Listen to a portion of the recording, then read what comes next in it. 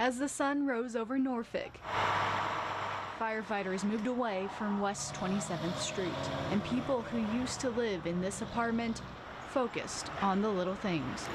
Got money orders to pay some bills. They was laying on the bed. It's the little things that matter now after a fire burned their home down.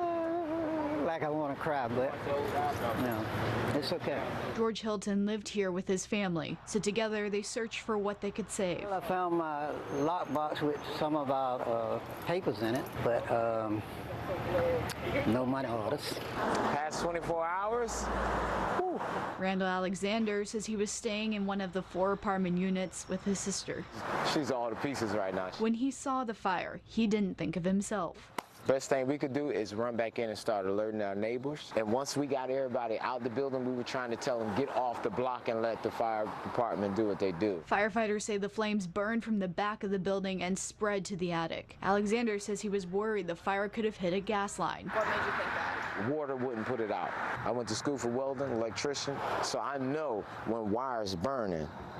Pretty much a nightmare. Cynthia Wright watched the scene from next door. We would have had some people that died. Firefighters say even though no one had time to grab their stuff, no one was hurt. We're glad it happened at the time it did. Even though the apartment is demolished now, Norfolk is a beautiful community. They're gonna help. Alexander and others are still counting the little blessings. Counting. In Norfolk, Megan Shin, 13 News Now. I feel like we're still living in a barbaric world. It's a feeling that's tough to shake. Like I don't feel protected, I don't feel safe. This morning, people living in the Mayflower apartments along the oceanfront woke up to gunshots. Rachel Hamlet says she walked downstairs to see where the sound came from, and she found a crime scene. And it's blood all over our building right now. I have to take my children to school in the morning. They're going to see all this blood. Before the blood, Virginia Beach police officers say they got a call about a fight after 1:30 this morning. Witnesses say a man attacked a woman inside the Mayflower apartments. That's when witnesses flagged down police and told them the man had a gun. Police say the suspect ran across Pacific Avenue towards 35th Street. Master Police Officer Linda Kewen says officers told the man to drop the gun, but he refused and pointed it at police. Kewen says one police officer then shot the suspect, killing him. This is a very dynamic scene, a lot going on. Even though police can't confirm many details, Hamlet is stunned by what she says the suspect did. I mean, how is it that a gentleman is able to walk in a building, get in her apartment, beat her with a crowbar, walk out with a gun? After hours of investigating the crime scene, the road cleared up, and other neighbors tried to find a sense of calm. We thought, wow, this is pretty close to home. It was especially close to home for Hamlet, who claims she knows the now hospitalized woman as her neighbor. It's unacceptable to the highest extent.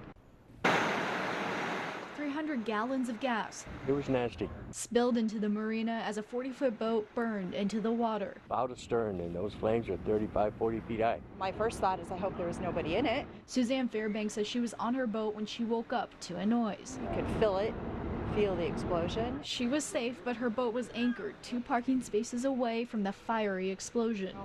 If it was this boat, we'd be in severe danger because the boats are very close together. It was a close call with a quick response early this morning from Hampton firefighters. 9 fire units rushed out to the burning boat at the Blue Water Yachting Center on Marine Road, right behind Herbert Housing condominiums. Could have been pretty catastrophic.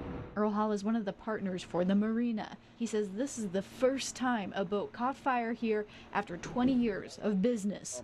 Compared to most marina fires, this is really pretty minor, so we're all very lucky. Lucky to get away with little damage to the pier and no one hurt. But at the time of the fire, Hall says all he could think about was the safety of the owners of the burning boat. We were concerned because at first we couldn't get a hold of them. Hours later, the speechless owners saw what was left of their boat catch fire a second time. Well, we were down on the pier with life vests on as we were looking at the site of the fire when fire crews saw it reignite again and had to immediately grab their gear to put it out. Boat owner Bill Knowles says the couple recently bought their dream boat, and he applauds the firemen and women for saving his yacht nearby. So it's good, and these guys did a fabulous job. A job requiring double duty on the same day, hopefully for the last time. Yeah, it's out. In Hampton, Megan Shin, 13 News Now. Absolutely. Now the sun is up. Many are working to process what exactly happened here on Laferno Road. We have first responders and neighbors who are trying to cope with it after an explosion at this house behind us pushed the first wall and exploded the house all the way across the street in this neighborhood. It damaged this house, and actually it damaged that house. There are no words for the damage. It was nuts. Heard by neighbors and firefighters blocks away. The guy said that it felt like somebody actually crashed into the station. Damage felt even more in the daylight by neighbors on Laferno Road. Walking through my home and seeing everything destroyed. Amanda and Joe Gandia lived in this home for 5 years.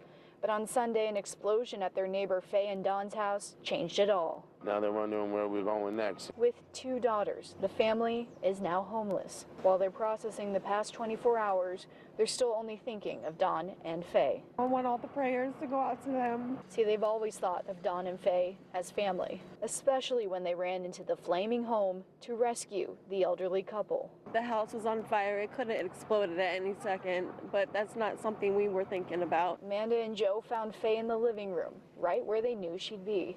The couple says Don was pushed to the back of the home by the blast. Just all he cared about was saying, "Where's Faye? Get Faye, get Faye." You know, that's all he wanted. You know, he wanted his wife to be okay. Neighbors say the Gandias and several others found Don and Faye just in time. I'm glad they were where they were when it happened. Even though the family doesn't know where they're going next, they're leaving a ripple effect in the community. We would have done it for anybody. Lasting longer than the damage. And I know people would have done it for us. Yeah, Dan, Ashley, we're still on Southern Boulevard. We're on the backside of South Palm Avenue where the shooting supposedly happened, and police are still looking for the suspect in this situation. So they asked us to take a couple steps this way. We, of course, are following what they're telling us to do. And we do know that the homicide unit for Virginia Beach Police Department, the K-9 unit, and detectives are still here looking at the back end of that complex here on South Palm Avenue. So this whole investigation started as a call into dispatch operators just before 1:30 this morning, to catch you up to speed. And when officers showed up, they found a man was shot.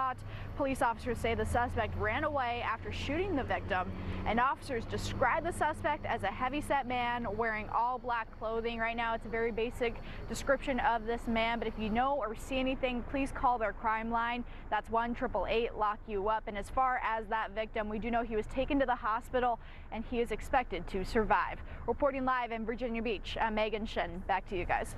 Megan, thank you. Great question. Well, investigators are going to start investigating as soon as the sun is up behind us.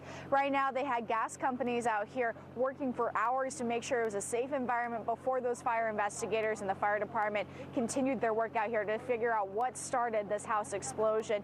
Right now, this house explosion is catching national attention, you guys, and is definitely still a very active scene on Laferno Road. As you can see to the left of me, this house is completely decimated. So much so, this explosion caused the front door and the front part of this home to blow across the street, and it had affected the neighbors' houses as well. Now, 9 people were hurt during this gas explosion, and take a look at this video. You'll see Chesapeake fire crews worked fast to try to save the home and people.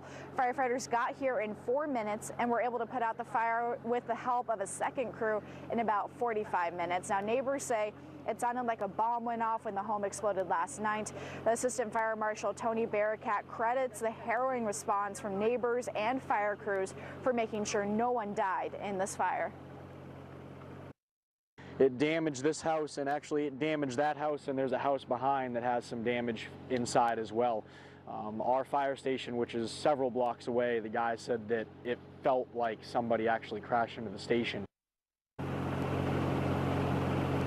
Last we heard, the 2 homeowners who lived in this house were taken to the hospital and they're in critical condition. We also know the 2 firefighters who had minor injuries were taken to Chesapeake Hospital, and they are expected to be okay as well. And then 4 more adults were treated out here on the scene for their injuries, as well as another 2 victims who were taken to Centera Norfolk General Hospital. Reporting live in Chesapeake, I'm Megan Shin, 13 News Now. According to Virginia Beach police officers, we just found out that a man who witnessed the assault on this woman inside inside the Mayflower Apartments is the one who called Virginia Beach Police just after 1:30 this morning. As you can see behind me, they're still out here investigating what exactly happened. This is officially an officer-involved shooting, and we do know that according to Virginia Beach police officers, that witnesses say a woman was being attacked inside the Mayflower Apartments. Officers say witnesses flagged police down and told them the man had a gun, and police say he then ran away and across Pacific Avenue. Now, Master Police Officer Linda Kewen says officers told the man to drop the gun, but he refused and pointed the gun at the officers. Kewen says then one police officer shot the suspect who died. Rachel Hamlet says she's one of the witnesses police mentioned, and she lives in the Mayflower apartment complex. It's blood all over our building right now. I have to take my children to school in the morning. They're going to see all this blood. And we do know that the officer involved in this shooting is on administrative duty right now, according to Virginia Beach Police Department. We don't know how that woman who was assaulted is doing so far. We do know that she was taken to the hospital at least, and we also know for this officer-involved shooting, there are multiple agencies or multiple people and groups involved in this investigation. That includes the Commonwealth's Attorney's Office, Virginia Beach Internal Affairs, as well as their Homicide Department. Reporting live in Virginia Beach, I'm Megan Shen, 13 News Now.